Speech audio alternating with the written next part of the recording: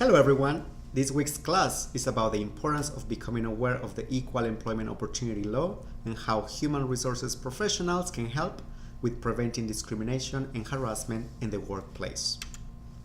My goal is that at the end of this week, you will have a level of understanding on the legal basis for equal employment opportunity, same as understanding the importance and consequences of experiencing claims of harassment and/or discrimination in the workplace.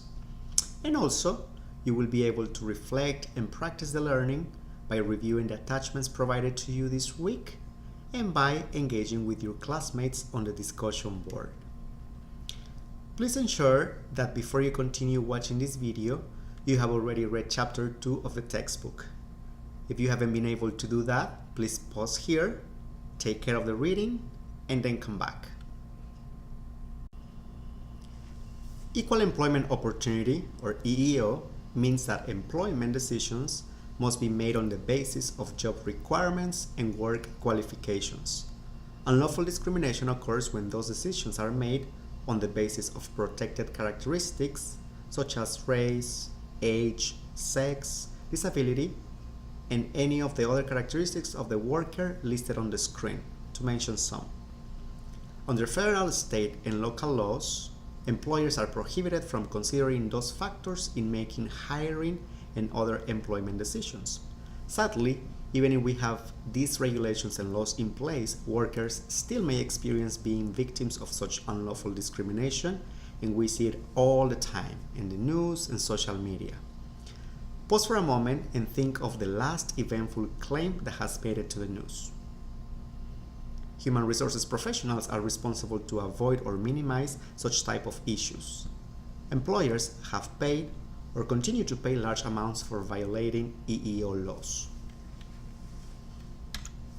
The two main enforcement bodies for EEO are the Equal Employment Opportunity Commission, EEOC, and the U.S. Department of Labor, DOL. The EEOC enforces employment laws for employers in both private and public workplaces. The DOL has broad enforcement power and oversees compliance with many employment-related laws. Discrimination remains a concern as the U.S. workforce becomes more diverse. There are two types of unlawful employment discrimination: disparate treatment and disparate impact. Disparate treatment occurs when either different standards are used to judge individuals or the same standard is used, but it is not related to the individual's jobs. Here's an example of disparate treatment. Juan worked in a call center for a software developer and claimed that he was fired because he was Latino. The employer claimed that he was fired because he received 3 customer complaints in the previous quarter. Juan was able to prove that other employees who were not Latinos also received 3 or more complaints in the past within 1 quarter, and they were not fired. So, it is a fact that Juan received those complaints, so the company has the right to be concerned about his performance. However, they didn't apply consistently the same rule with other employees who had the same performance issues. Disparate impact occurs when an employment practice has an adverse impact on individuals with a particular characteristic. This type of discrimination is often unintentional, as when identical criteria are used but the results differ for certain groups. So, what is the difference between disparate impact and disparate treatment?